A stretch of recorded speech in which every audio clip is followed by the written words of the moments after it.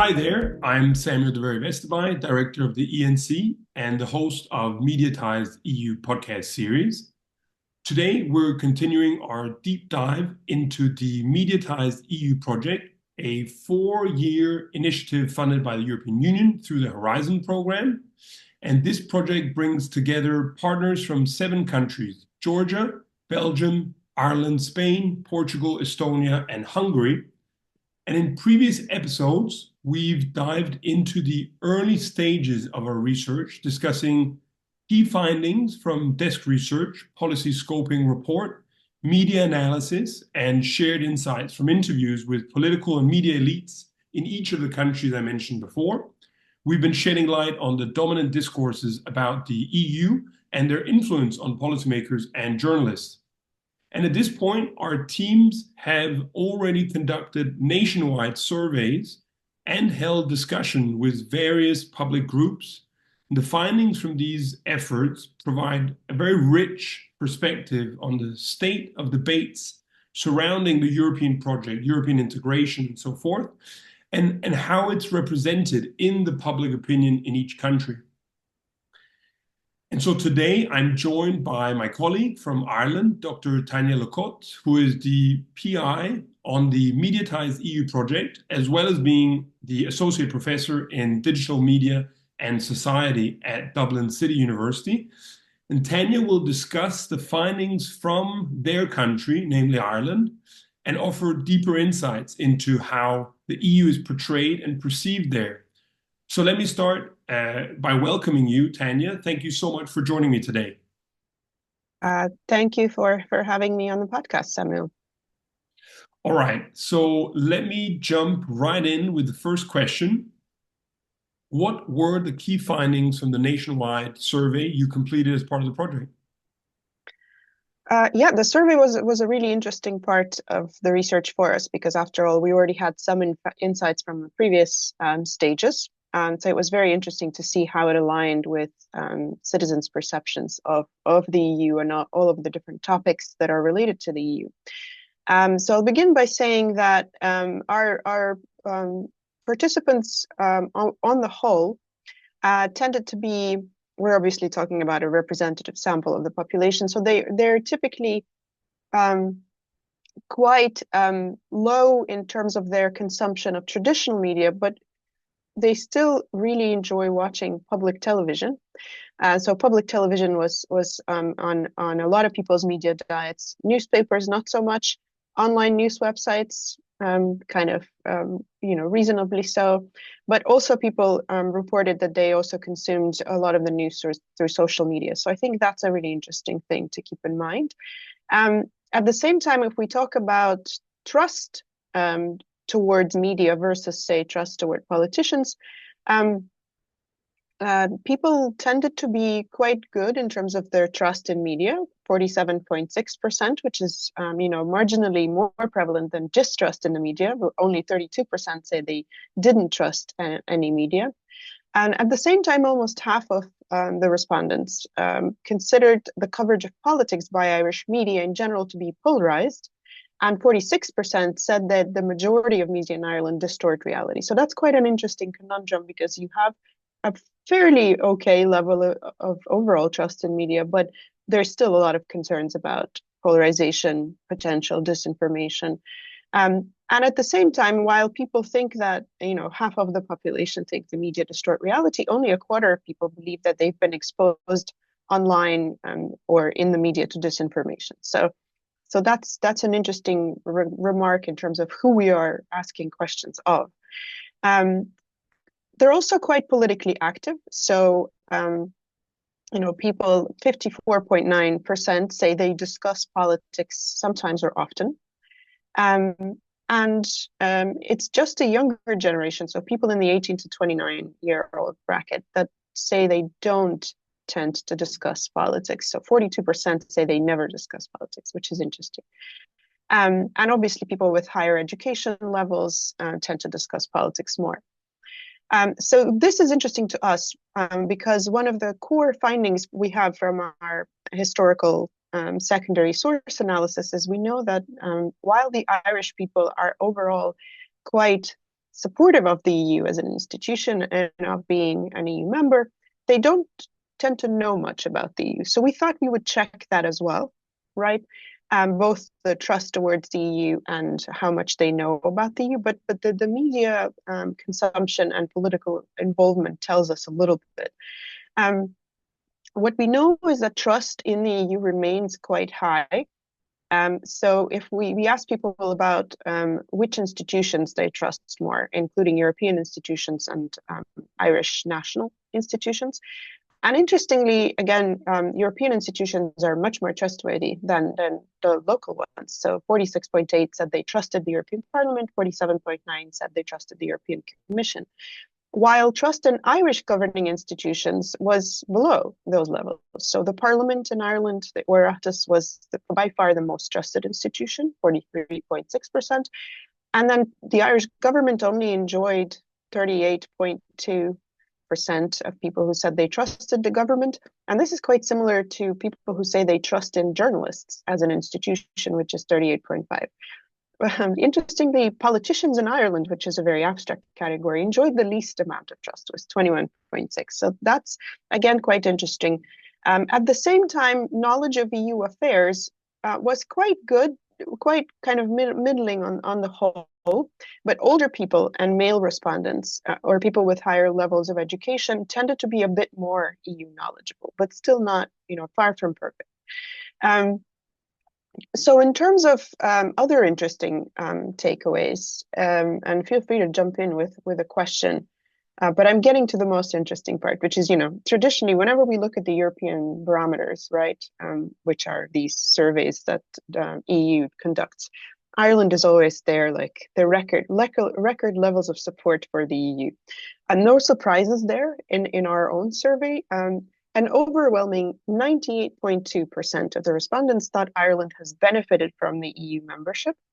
And 84.2% also believe that being part of the EU benefits them personally. So again, there's obviously a connection here. People who tend to know more about the EU tend to be stronger in this belief. People who are more politically active tend to be more supportive of the EU and believe it benefited them personally. But I'd say, I don't think any of our other countries has a result like that, 98.2%. It's extremely high. It's extremely high and very telling about, simply how pro-EU the Irish population is. And this across age demography. Absolutely, yeah. So this is very much across all age categories. But it's again, when we take that number and we compare it to what people actually know about the EU, because there you start to see some discrepancies. People who are more educated tend to know more about how the EU works, which countries are part of the EU. But also when you start to unpack what support for the EU means, things also get a bit less kind of, there's no 98% anywhere else. So when you ask people about whether they support European integration, for instance, and think it should go further, right? Only 35.7% of the population says we support integration and think it should go further. And a roughly equal number, 36.3%, believe that European integration has already gone too far. So once you start to really talk about specific aspects of being part of the EU and EU integration in particular, again, more educated respondents and left-leaning ones were far more in support of further EU integration, and younger groups as well. So there's also a question about what does further integration mean? Integration can mean so many different things. There's so many different themes and policies. That's right. So in our survey, we asked people to tell us how they interpreted integration, and we gave them options. We said, do you think integration is strengthening of EU central institutions, or is it EU enlargement, or is it both? And in our case, the majority of respondents said, 41.7% said, we think integration is both strengthening institutions in the EU and also enlargement. So that's quite telling, again, right? That they're generally quite positive towards, seeing that the EU needs to develop internally as well as externally. But then obviously, once you ask people who said integration was more about strengthening governing bodies, that's 33.6%. And people who say, oh, well, it's mostly about enlargement, new member states, that's only 21.8%. Right. So that's again quite interesting. So most of the people who know more and tend to be quite supportive, they think that both internal and external development is necessary, and a smaller proportion of people think it's just about enlargement. So that I think is quite an important finding. Absolutely. And then, one final thing in this particular train of thought is that when we ask people, what do you think is the main aim of the EU? And they think that it's both to make the European economy more competitive and to provide better social security for EU citizens. So again, we see that they're not just concerned about pragmatic aspects, they're also thinking about issues of identity, issues of sharing social benefits, so social security for EU citizens. So that's quite interesting. And indeed, social security is a topic which would be seen as very federalist in many ways, right? So again, we see that themes have different attraction depending on people, I guess. So let me then move on maybe to the second question, which is, the first part you looked at a nationwide survey, but then afterwards you also, looked at civic discussions that you conducted. Can you maybe tell us a little bit about, what are the characteristics of the groups involved in these discussions, and what were the main takeaways from those discussions? Well, I think for reasons outlined by what we saw in the surveys. So we saw that younger people were slightly more knowledgeable about the EU, but also they weren't that politically active. So we really wanted to engage some of the younger population, and that's why we in our deliberative discussions we focused on students and tried to recruit students from a variety of different disciplines and backgrounds, and they were basically our core core interlocutors. And we were really interested in, again, seeing how much they knew and what they felt about the EU before we shared with them some of our project findings, and then if their opinions actually changed after. And really, we gave them kind of a summary of our media analysis, our interviews, our survey data, and in particular also shared with them, what were the dominant discourses that we about the EU that we identified in the media analysis that we then discussed with our elites in the interviews, and then that we also gave to our survey participants to reflect on, right? And I think really for the participants, that was, I think, the most interesting part, because obviously, most people have probably seen some survey like Eurobarometer data about positive attitudes towards the EU, etc. But the key things that were interesting to people who participated in our discussions were, what are those dominant discourses? Are there any counter discourses? Is there any anti or critical sentiment towards the EU in Ireland? And then also the other theme that came out of the discussions was, this idea: is there actually media polarization? Is there any political polarization? Is disinformation a threat? There was a variety of opinions about that, but I think most people felt like there wasn't real polarization, and definitely not polarization in the media. But I think people also recognize that there is a really strange relationship between the level of how much people know about the EU, including themselves, and how they feel about Ireland's EU membership, or Ireland's attitudes towards further integration. So, for instance, in our survey, what we found was that people were really clear that the EU was hugely positive in terms of Ireland's economic development. It also was really key to supporting Ireland's interest in the Brexit negotiations. And in terms of trying to save whatever's left of the single market, and also in protecting human rights and democracy in Ireland, but also around the world, right? And in particular, these discussions were around like Russia's invasion of Ukraine, et cetera, et cetera. But also the participants, when they were, sort of looking at these survey results,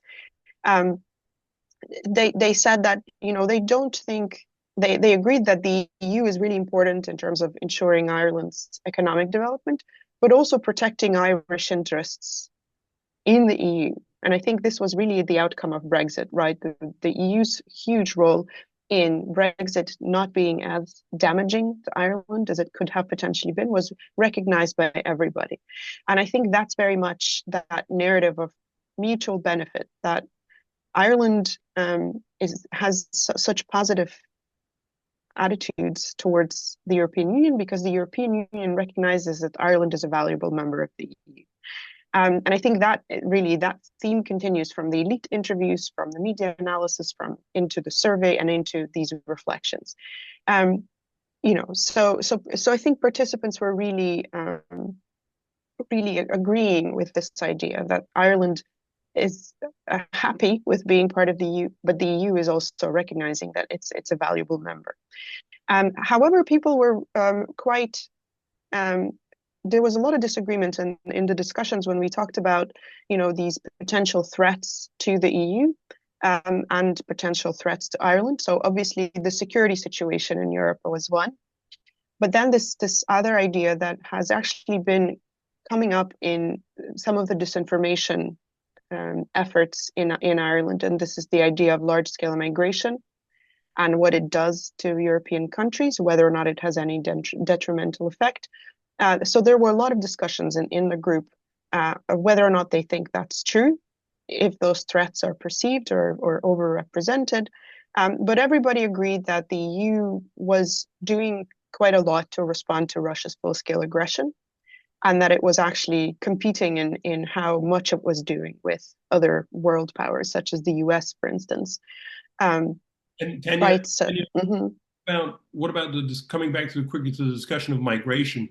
How Mm. did the group view migration with regards to the EU? Was the EU a beneficial actor in that regard, or a non-beneficial actor? How did they view that? I mean, I think people overall just basically I think the dominant feeling was that migration wasn't as much of an issue as maybe some of the disinformation narratives presented it. And I think for Ireland, this is probably different than for some other EU states, because Ireland hasn't actually seen as much migration inflow during, the previous decade, for instance, like before, 2022 and before the Ukrainian Temporary Protection Directive was enacted. I think Ireland has seen legal migration, not illegal migration, I guess. Well, I mean, let's not. I actually don't really like using the term illegal migration. So, but let's say, in terms of the inflow of asylum seekers or refugees, Ireland has seen much smaller numbers in the decade since 2015, for instance, when a lot of other countries like Germany, for instance, have seen much more, or Italy, Greece and yeah, Greece. And so for Ireland, I think really these disinformation narratives weren't taking purchase, but now they kind of maybe are, and they're more visible because there is a much greater presence of, Ukrainian temporary protection beneficiaries, but also more growing numbers of asylum seekers and refugees from other parts of the world. And also now we see, the far right trying to actually use this concern to also just say all migration is bad, not just, legally legal refugees, asylum seekers. We just don't want any migrants, And so there is this very popular disinformation related hashtag that is used by far right actors in Ireland. Ireland is full, where they're basically saying, there's not enough of housing, jobs, whatever, just for the Irish. So we should just kick out all migrants. And obviously that was very much seen as proper disinformation by our discussion group, because they said, like, housing has been an issue before the migrants got here. It's not because of the migrants. And they also, and the same was in terms of jobs or the economy. So I think they're quite good in that they recognize that the EU is trying to manage this as an issue, but it's not as much an issue for Ireland. But I don't think they really had an opinion because they didn't know enough about exactly what the EU is doing. And I think that again, there's that lack of knowledge, like in-depth knowledge about how the EU works, what it does, as we are now seeing these changes and how the EU is trying to deal with migration. But I think again, one of the other interesting things that they picked up on, which was only one of the minor kind of less important discourses, where we like to talk about is the EU imposing its norms on EU members an issue, right, and trying to like get them to conform their legislation. I think that was overall not felt to be a big issue, except for one area, which was enforcing data protection and social media regulations, because Ireland has, as a small country, has a really outsized role in this, because a lot of the European headquarters of major social media platforms and tech companies are in Ireland. And so they felt that that was one area where maybe the EU wasn't doing enough, and then maybe it should actually do a little more, because Ireland bears this outsized burden for trying to police the activity of tech giants in the whole of Europe.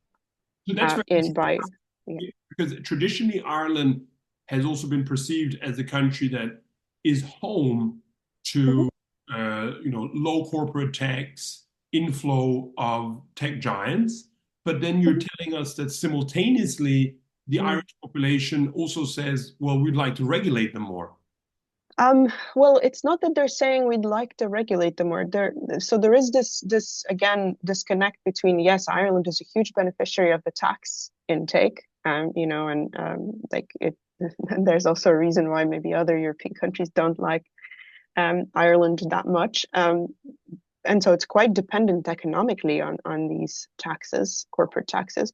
But at the same time, it wants it wants other EU countries to take more responsibility for regulation, because like all of the offices who are working on this in Ireland, they're severely understaffed and they need more staff, because the amount of work that they have to do and the amount of cases that's being referred to them, first with the GDPR and now with the DSA, the Digital Services Act, like there's just so much work. But also for our discussants, for the students, they also felt like, yeah, this is a burden. Maybe the EU should do more. But also at the same time, they saw Ireland's role in this as being really important, because they felt like it could make a contribution, right?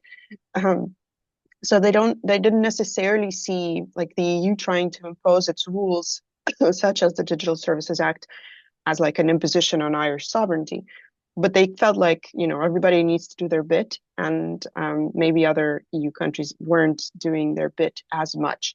But again, to me, that is still suggestive of this major thing that we keep seeing, which is this idea of mutual benefit, right? That Ireland is really positively geared towards feeling about the EU, but the EU also needs Ireland, right? And that's why there is this mutual relationship benefit, or mutual benefit relationship, or this two-way relationship, which means like Ireland feels like it's a valued part of the European community, because it's important, right, in the grand scheme of things to the EU. So I think those were some of the more interesting parts. And so we've looked at the survey, we've looked at the civic discussions, and part of our research is also to be able to give recommendations to policymakers. So based on what we just discussed, just in a few minutes, if possible, to summarize some recommendations, what are the standout insights that EU policymakers should pay particularly attention to? If I were to summarize just very quickly, I think again, it's to recognize and that in Ireland, and I think similarly in some of our other countries where we did our project research, that the support for EU isn't always predicated on actual knowledge of how the EU works, or actual ways in which it benefits a particular member country.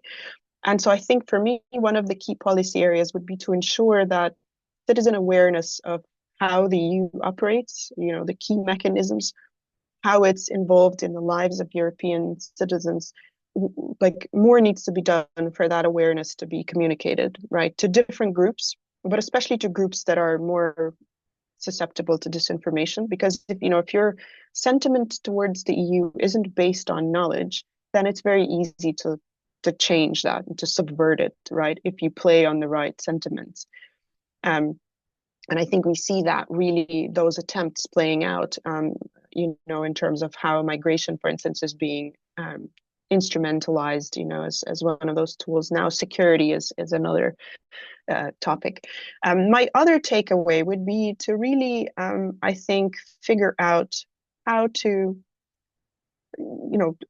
okay, how do we increase that public awareness, but also to pay attention to the role of different types of media in actually promoting coverage about the EU in the national countries. And we're not just talking about public broadcasters; they're very important.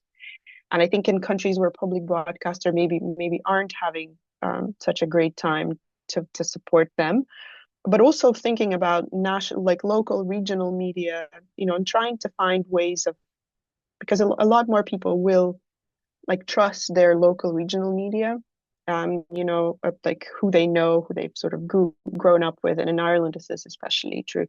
But to find ways to introduce, coverage about the EU and how it's changing people's lives or how it's helping, all those things. I think that would be also really important. So that is also one area of, media support programs, media regulation, things like that. But I think also just to, and this is, I think, my final finding, to make sure that when any media products or any sort of information resources are being created about the EU, that they don't just feature political elites, because that is overwhelmingly what we found in our media coverage, that, it's dominated by the voices of the political elites. And citizens, obviously, especially if they're not much into politics, they don't necessarily identify with those actors. So they don't necessarily want to listen to them talk about, how the EU is involved in their lives. So I think making sure that there's a variety of voices, including other EU citizens, activists, academics, civil society actors, cultural production, people on that side of the equation. I think that would be also, that real change that would be really useful to see, both in the official EU communications and like all the different tools that it's developing, but also in the media coverage as well. So those would be my key recommendations. And I think also to understand that, that threat of disinformation is obviously, it's, both external and internal in the EU. But I think there is an awareness on the part of the public, at least, that even if they don't know much, they know that there are these basic shared values, like democracy, security, prosperity, that hold the EU together. And they recognize that those values are there, that they're shared by them. And I think that it's important, again, to be very clear about what those values are, how they're communicated, that they're not undermined by both external or internal forces. And so, again, developing communications, developing public awareness programs, educational programs that would help promote that and would make those shared values very clear. But also that, anybody operating in an official EU capacity would actually uphold those values. So I think those would be my core recommendations. Okay, thanks, Tanya. That was really useful, and thanks for summarizing these important recommendations. So we're now coming to an end of the podcast, and I would like to first and foremost thank you, Tanya, for taking the time to join me. Thanks, Sam. It was very great to chat with you and to share some of our research findings. Absolutely. And so for the listeners, if you're interested in finding out more about the project and the people behind it, like Tanya and others, you can also access summaries of the key results and findings, the research publications. All you have to do is visit our website. It's www.mediatized.eu. You can subscribe to our newsletter, and you can follow us on Twitter at mediatized_EU. Thank you so much.